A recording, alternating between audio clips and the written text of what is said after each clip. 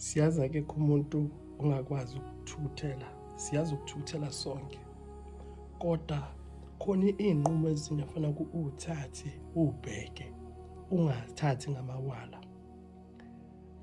Engikukhulumayo khona manje ngithi ungayenzi into ezoyenza ukuthi uzisole ngakusasa.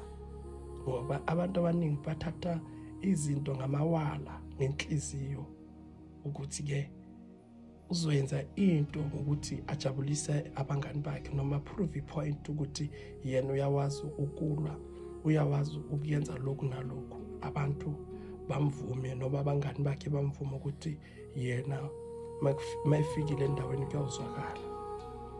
Wathi ngitshele-ke nkabi yami, ungayenzi izinto ezinye ezoyenza ukuthi uzisole ngasemuva. Buqaphela, ungahambi ngenqondo yabangani ukuthi yenza lokhu nalokhu. Ezinye iy'nqumo fanele uthathe uwedwa, ungathathi ngabangani bakho, ngoba at the end uzozisola ngasemuva usuwedwa. Uyayithola leyo ndaba? Angazi uyangizwa na? Ngiyabonga.